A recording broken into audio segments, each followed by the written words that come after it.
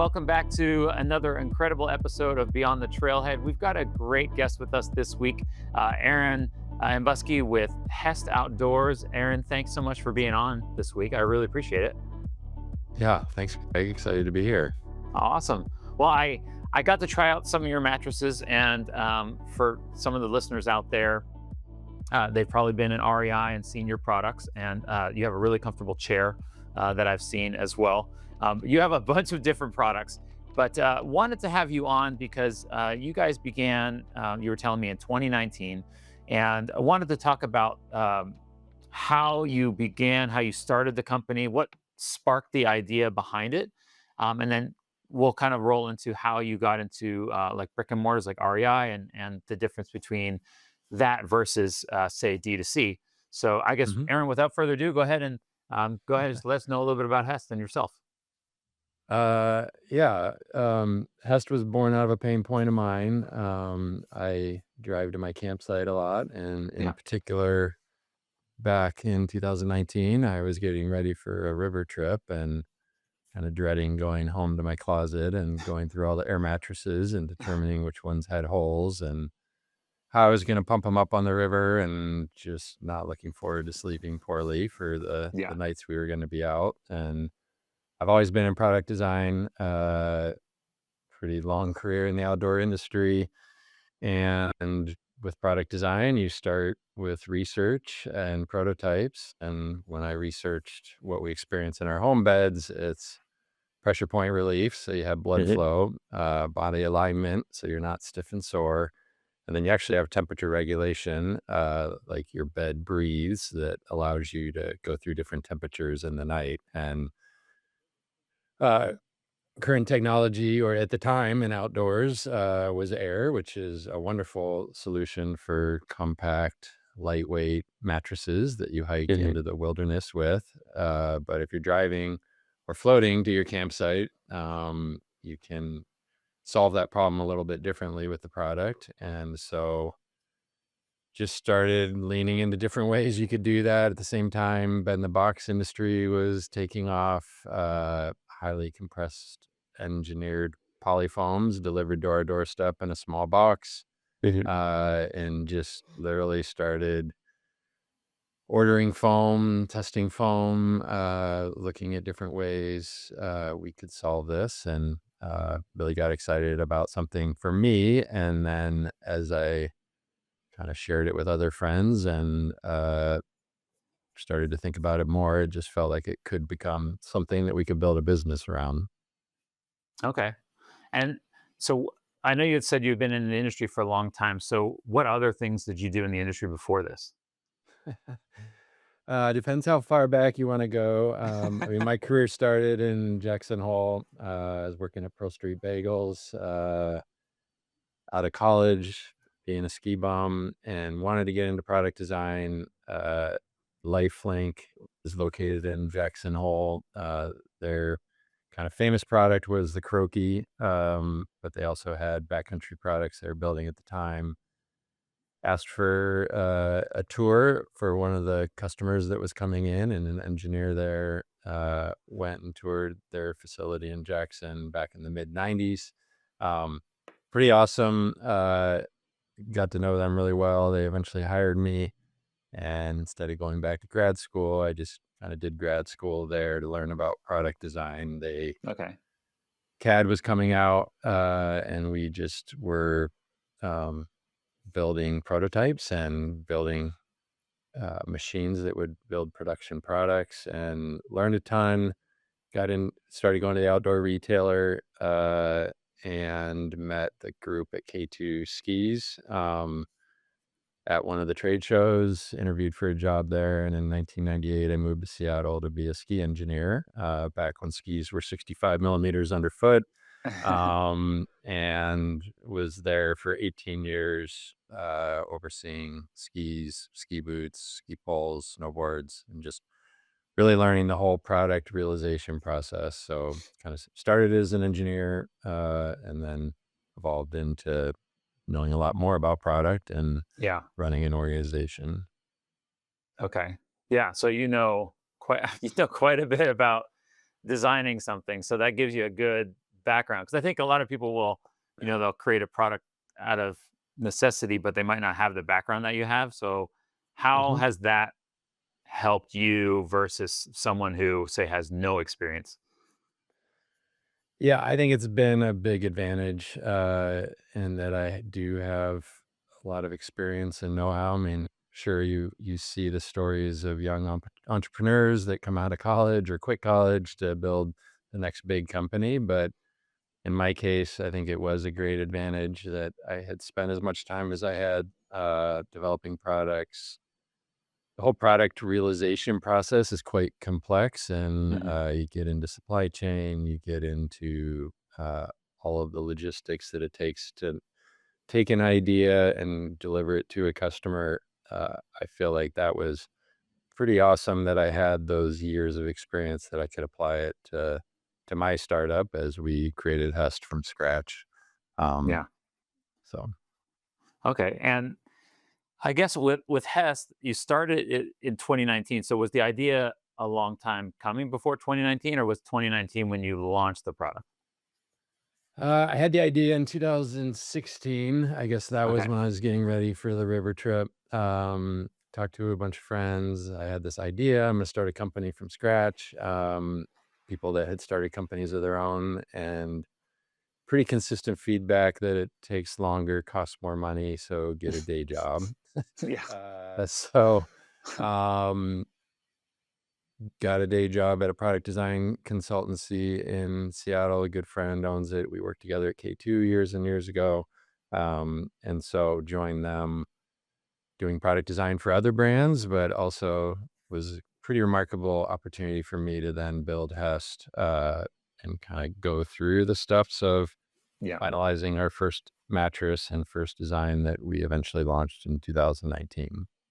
Okay. And how many product revisions do you think you went through for, what was the first initial product? Was it just the mattress and then you kind of spread out from there, or?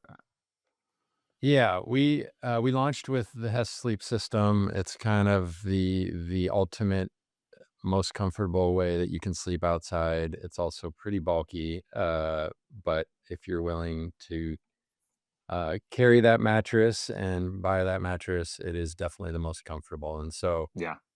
it that product, it uses our engineered foam on the top.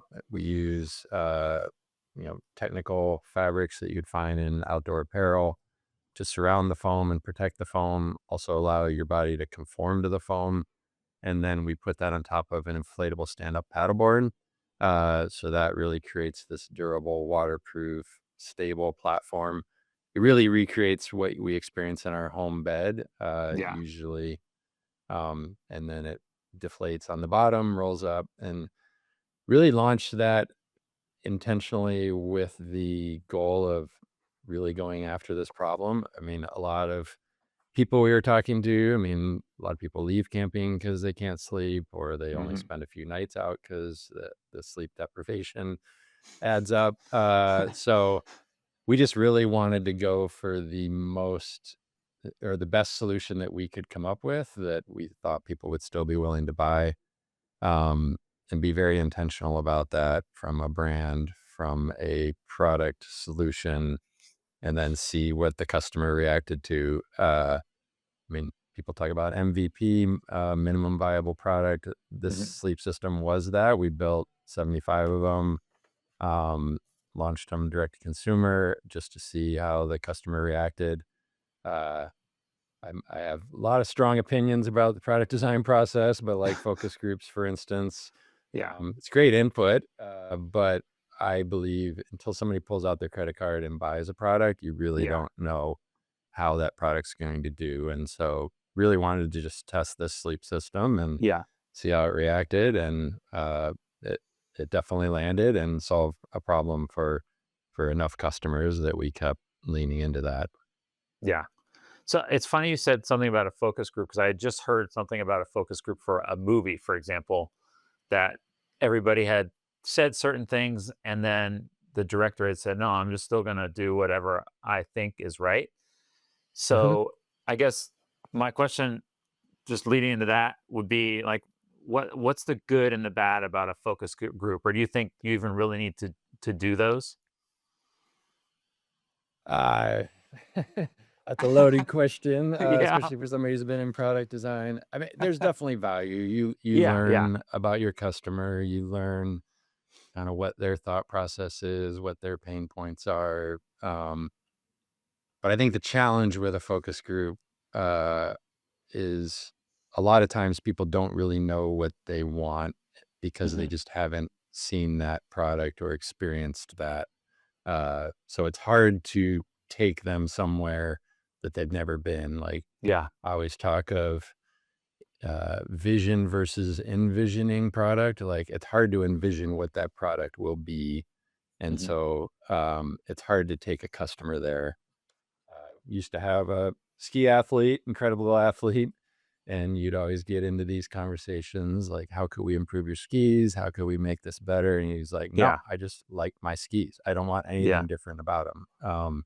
So versus some athletes could envision what a product improvement could do to their life and their activity. So Yeah. think that's the challenge is just, until somebody has really experienced a new product or an innovation, it's Mhm. hard for them to have an opinion. But you can certainly learn more about the customer, where their heads are at, what, Yeah. how price affects them, what are pain points. So you have to be pretty tactical with a focus group to get value out of it without just bogging yourself down and convincing yourself you shouldn't innovate. Yeah. At what point do you think someone should say, "Okay, I've done enough focus groups or I've gotten enough input. I just need to launch my product." Is there ever a point?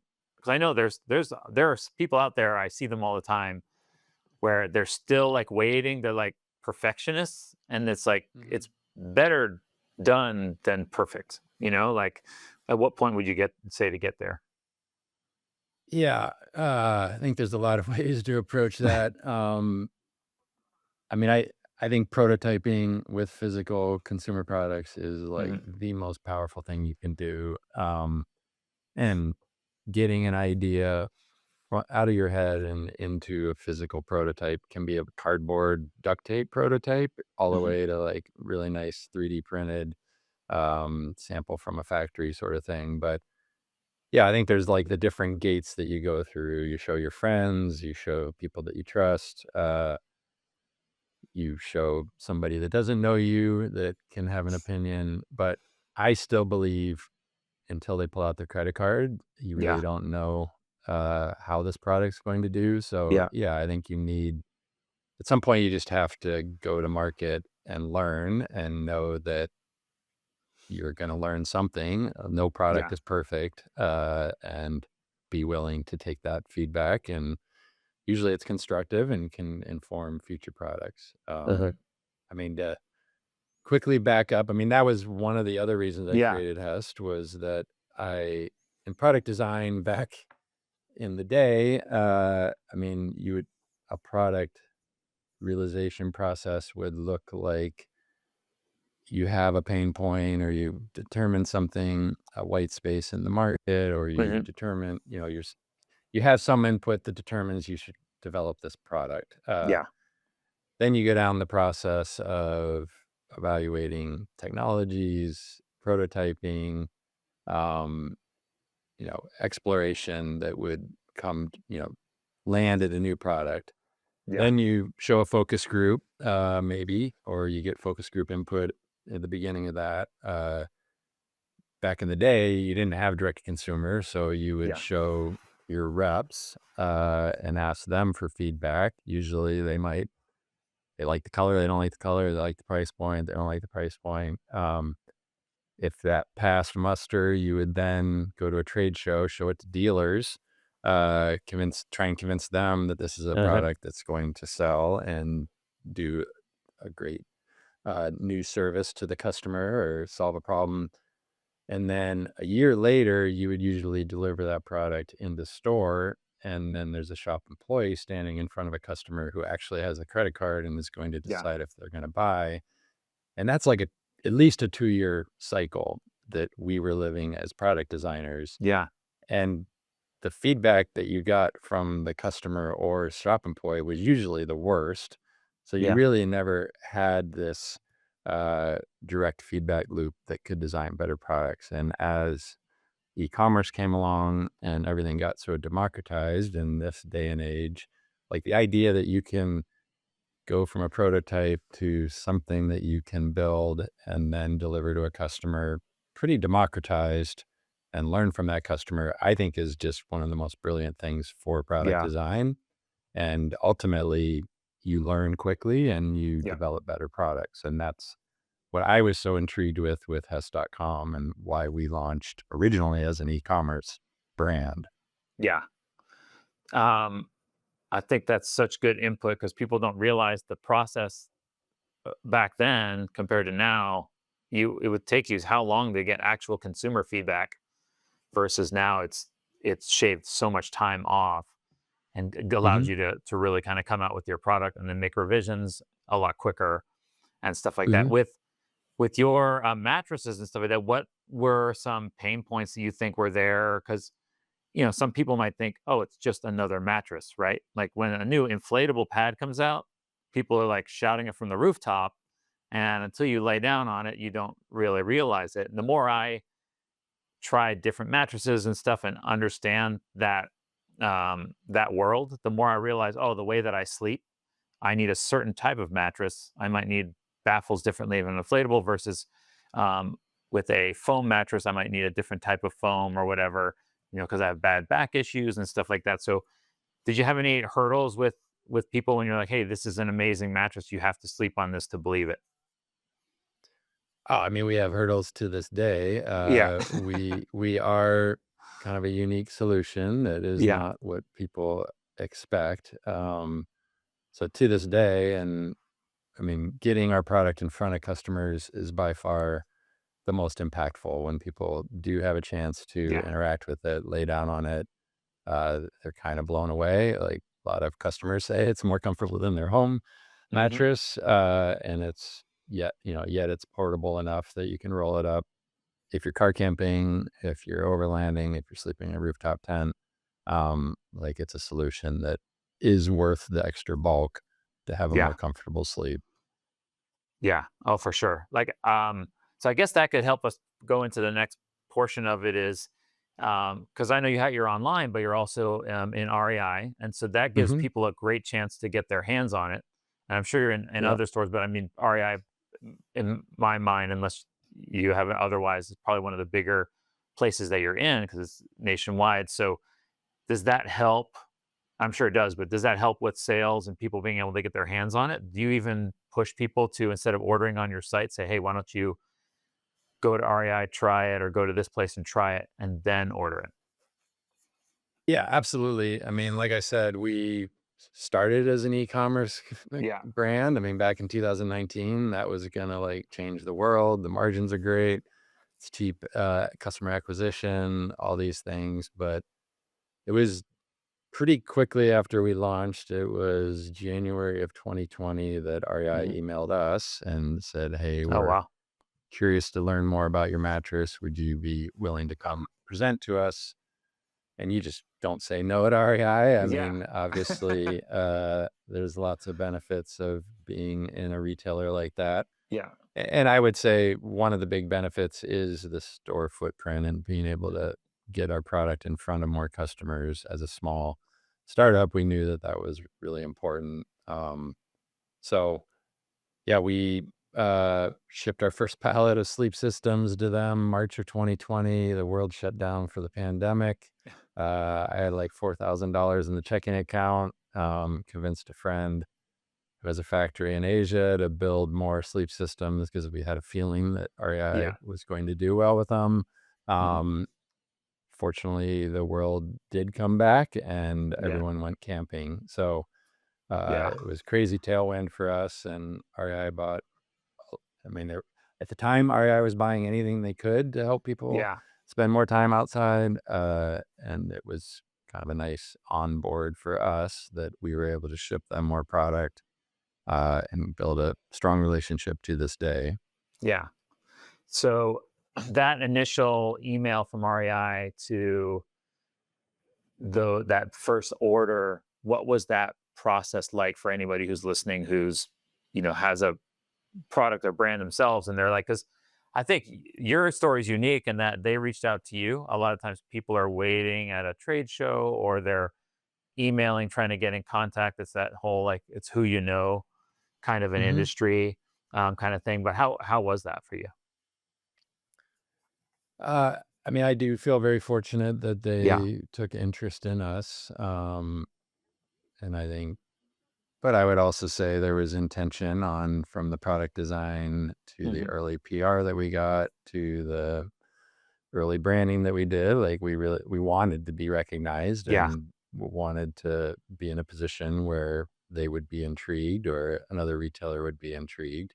Um, and yeah, I think it's kind of your classic, there are buyers within these retailers and they are doing the best that they can to Hmm. determine what's a product they can buy that could sell well to their customer. And so usually there's a meeting of sorts where Yeah. you share the product, share the price point, you share the margins, all things that would give them enough information to determine if this is something they could be successful with. Um, I think at the end of the day, like if it's a product that a retailer can be successful with, that's a win-win for Yeah. everyone, and that Yeah. the buyer is going to be excited about that. You're going to be excited as a brand, and so, and yeah, it's hard to get those first conversations. I think it's one of those things that when we used to have trade shows, there was a lot, or when we used to have more consistent trade shows, I would Yeah. say, where a new brand could go and have a booth, and all of the retailers were walking around, and it was a nice casual check touch point that a Hmm. buyer could learn more about a brand. And uh, I think nowadays it is a little harder. I think the to pierce through and get an email or get an introduction or get a first conversation Yeah. is just harder. Yeah. It's not at, I mean, I think as soon as you can get to the human level of like interacting with somebody, Yeah. that's when you're at least going to determine if there is Yeah. interest or not. And I do think this day and age, it is harder to get to that, but I know Outdoor Retailer does still exist. Switchback, I think, like you mentioned, there's other trade shows that are popping up. And the success of those trade shows in my mind is retailers attending. I Yeah. mean, that's why a brand would want to go. That's why a new brand would want to go. And so if we can continue to find those environments where a brand can go because retailers are going to be there, that's a great way Yeah. to for a new brand to get in front of retailers. Yeah. Do you think that, I've mentioned this before on this show, that a lot of times, just like you were just mentioning, like getting to that human level. I mean, meeting somebody and then them getting to know you. Like you'll hear on Shark Tank all the time. They'll be like, "I love your product, but I don't want to work with someone like you because you're Hmm. just going to be a thorn in my side." So when Yeah. you go to the trade shows, you meet people. Not saying that you have to be the most amazing person in the world. If you have a great product, people are still gonna love it. Hmm. But what percentage do you think it is product versus personality sometimes that weighs into that factor? Yeah, I mean, I think everything in business is human, Yeah. from supplier relationships to your team members, to your retailer relationships. But I think at the end of the day, the retailer needs to be confident that they can be successful, Yeah. and that you're going to stand behind your product, that your product is going to sell, that you understand the customer. So I think there's just a lot of layers to that. And yes, if you can have a conversation, you can at Hmm. least that's a better first filter than a cold email, Yeah. of understanding, is this person somebody who's reasonable, has is this somebody that has probably thought through a lot of the pitfalls and or risks, and we could work together Yeah. and learn together. So Yeah. yeah, I think it's always going to come back to that human interaction is the most powerful. Yeah. Um, But at the end of the day, the retailer needs to be able to be successful with your brand, with your products, and that long term or short term is what will drive the success for Yeah, everyone. that's good. So I guess going into talking about success a little bit, then what does it look like for Hess success for you guys in the future? Moving forward. Yeah, I think obviously the sleep system was kind of this novel approach to sleeping better outside. And then, I mean, honestly, I get a lot of satisfaction out of designing products that help people enjoy the outdoors more. Is I it? kind of got that feeling first at K2 with designing skis that allow people to ski the mountain and really enjoy the benefits of being outside. And Yeah, um, I think since starting HEST, we've really leaned into that opportunity, and I get a ton of satisfaction out of that. So, looking at the pain points, and one being sleeping poorly outside, I think it's just something that we have been really thankful that we've been able to build a business around that. And, um, we just finished our festival last weekend, and it yeah, is really this desire to create an yeah, experience that embodies who we are as a brand. We want the outdoors to be accessible. yeah, And yes, I think there's wonderful benefits to backpacking into the wilderness, but the accessibility of car camping, of driving to your campsite, festival, for instance, we ran out an orchard, drive to your campsite. It's very family friendly. You're getting kids outside, hopefully off yeah, screens.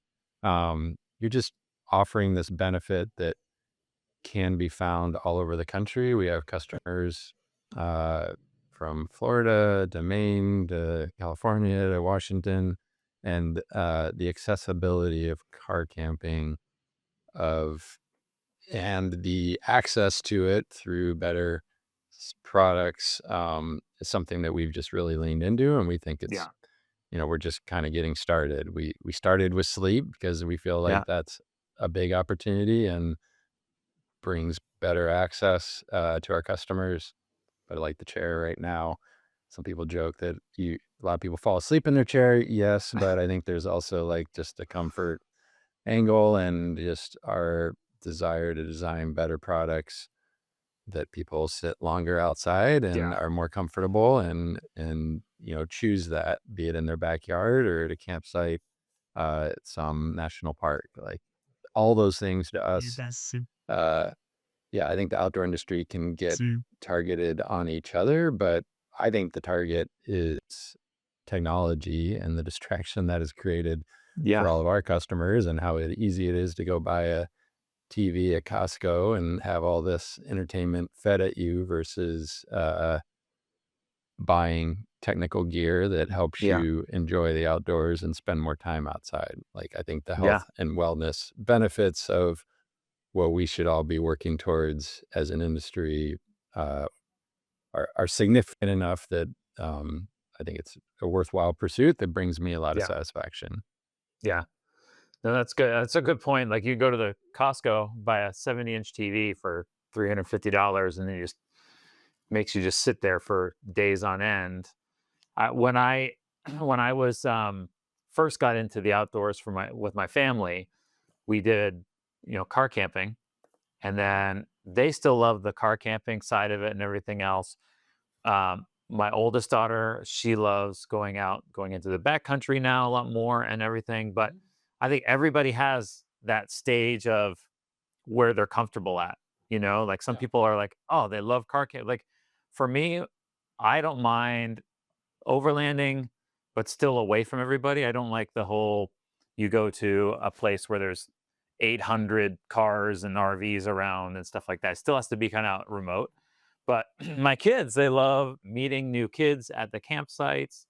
Hmm. We meet like they love meeting the people that are camping beside us, and then they end up playing in the lake and Hmm. everything else. So, like you said, I would rather my kids be out there in the water playing around and twist an ankle than sit on the couch and get hemorrhoids or whatever from just sitting there watching TV all day Well, long. yeah, I mean, you can read all the reports, right? There's way Yeah, more danger on your phone than there is crawling around in the creek or, Yeah.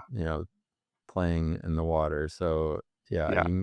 certainly mentally, that can turn into physical. There's way more danger Yeah. by giving a teenager a phone than giving them something to go outside and play with, in Yeah. my opinion. Even yeah. No, I think it's not even your opinion. I think it's definitely a fact that like I watched those videos where it shows high school back in the 90s before everybody had cell phones, in the early 2000s, and then high school now. And kids are just, even my daughter says at lunchtime, everybody's just on their phones because it's the only time they're allowed to Hmm. have their phone. And Hmm. then with us, we would all be talking and playing around, walking out to lunch, talking and goofing around in the hallways, but everybody's just instantly on their device. And then depression and everything else. And when you go outside, you have that connect with nature and the fresh air, the sun, just so many good points. I love that companies are really trying to help not just the bottom line, but you really have like yours was created to help people get outdoors and Hmm. better their life. So really, thank you.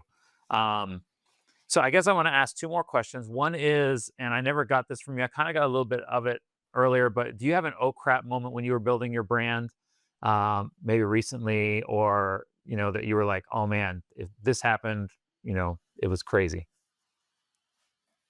Oh man, I feel like that's every day. I mean, if you want to have high highs and low lows every day, you can start your own company. Yeah, I mean, for me, it is risky to start well, for anyone, it's risky to start something from scratch. I mean, there's Yeah, just so many challenges with just the idea of starting a small business, and then you layer yeah, in tariffs, inflation, consumer sentiment. It's just really hard to start a business. yeah. And for me, it's always been de-risking the best I can through better products and Hmm. really leaning into that.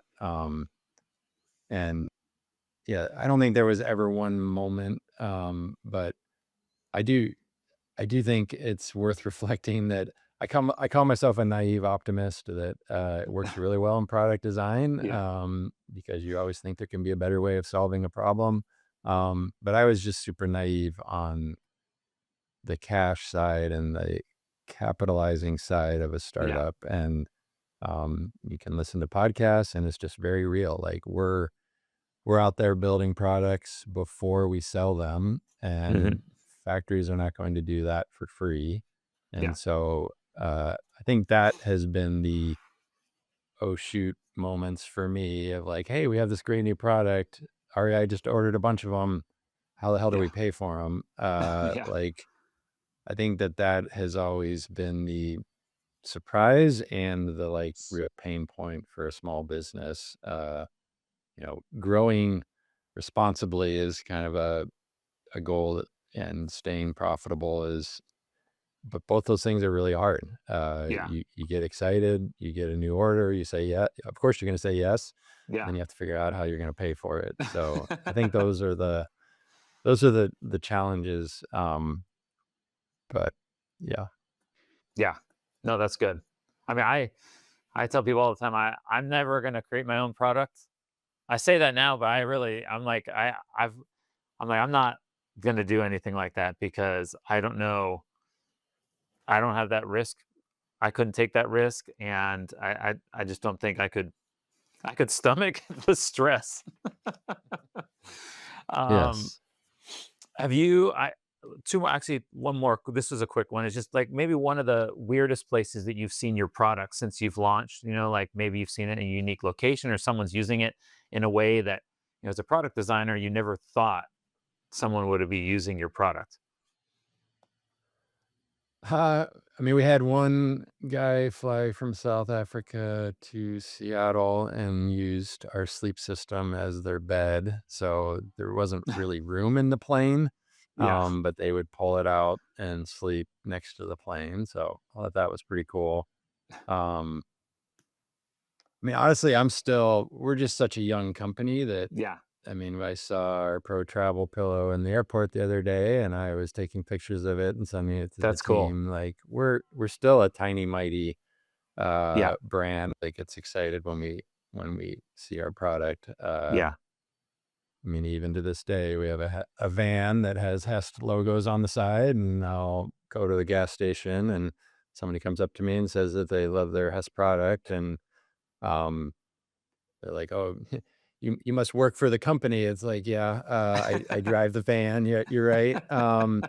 And like those are still incredibly rewarding ones. And just you starting with saying that you've used our product, like that we're still so young, in my Yeah. opinion, that anytime I see the product or hear somebody enjoying the product or sleeping better, Yeah. it's really meaningful for me. Yeah. No, it's great. I know that fulfilling sensation that you get when you see, because from my wedding photography side of things, when I take pictures of somebody's wedding and we end up becoming friends and I go over to their house and it's blown up on the wall, I'm like, oh, this is awesome. They actually used it instead of just keeping it on their computer. And I see it and I know it's going to be there for, 10 years plus, or Yeah. you're in the airport and you see it. That fulfillment of, hey, it's working. And I'm sure you want to walk up to them and be like, hey, that's my thing. Like, this is so cool. But then you don't want to be like, they think you're full of yourself, like, hey, I created this thing. Yes. Yeah, but super satisfying to see. Yeah, that's great. And last question before I get into our little rapid fire round of just getting to know you a little bit is what advice we have for somebody who's on the trailhead of their own business? One quick piece of advice as they're starting their company.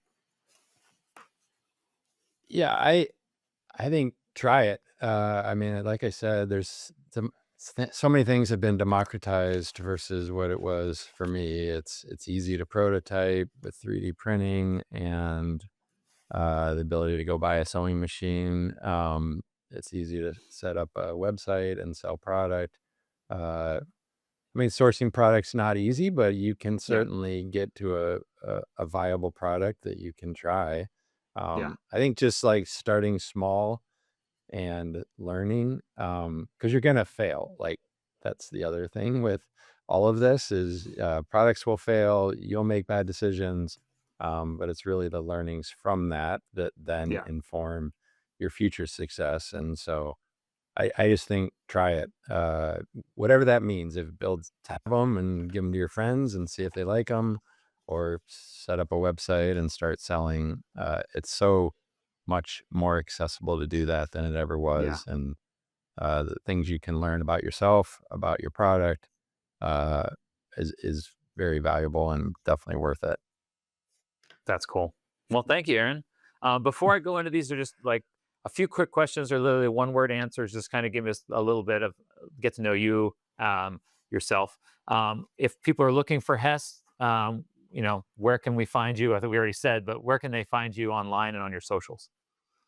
Our website is hest.com. Our social is Hest Outdoors, and we're found in retailers like REI, Shields, Backcountry, uh, and definitely reach out. Info@hest.com might come to me, but it definitely comes to somebody in our small team, and it will be one step away from me. So, Awesome. Okay, well, Aaron, I'm going to just ask you a few quick questions to get to know you and your background. So I guess without further ado, my favorite question is favorite national park. Grand Teton Grand Teton. Okay. Solo hike or crew mission? crew mission. Yeah. I'm solo, but just with like one other person versus I don't think I could do solo. Um, this one I love is the worst trail snack you've ever tried. Everything usually tastes better outside, Yes. but I think the original Power Bar, if anyone ever Yeah. tried those, they were pretty bad, especially if it was the least bit cold. Yeah. And then what's your favorite go-to trail snack? I mean, a good handful of Gorp with M&Ms is hard to beat. Yeah. All right. Tent, hammock, or cowboy camping? Tent. I mean, Tent. we're car camping, California. Yeah. So, what's one app that you can't live without for work? the Shopify app. Shopify. Next is the biggest splurge you've ever made for your business. I mean, we bought a Sprinter van. They go to events and drag our products around and show them to everyone. So that was a big splurge. That Hestival you were talking about earlier, I saw some pictures online and some video clips and stuff that looked awesome. So that van probably helped out a lot then. Yes. No, it was special, and we devoted a lot to public lands and awareness of protecting our public lands, and it turned into a really special weekend for all of us. That's cool. So you have it planned already for next year? Yes. Yeah. Yeah. Team's excited. All right. And favorite way to unplug? I'm most passionate about biking. I feel like it's my mental massage as well as my physical benefits. So any form of biking, mountain biking, gravel, road, that's my way to disconnect. And I can't be looking at my phone while I'm biking. Do you still ski as well? I do. Yeah. Still a very passionate skier to this day. It's just a little bit of a drive and not as accessible and easy to disconnect. Yeah. All right. And then last question is, if you could collab with any brand, who would it be? Boy, I have a long list. Yeah. I think it'd be cool to do a pillowcase with You're gonna have to edit this one because I didn't think I don't know if this was on the list. You're good. What would be a good collab? I threw you under the bus with this one. What's that? I threw you under the bus. Now you gotta pick I perfect could company. say some brands like I would love to do like a pillowcase with Rory. So maybe I'll leave it there. Okay. I'd love to do a pillowcase with Rory. Okay. Perfect. Cool. Well, awesome. Aaron, thank you so much for being on. I mean, everybody who's listening, I'm sure they learned a ton. I learned a ton just about the design portion of it and your background and stuff like that. So everybody, thank you so much for listening, and we look forward to the next episode. And Aaron, thank you again. Maybe I'll see you at Hestival next year. Thanks, Craig. This has been great. Thanks. Appreciate it.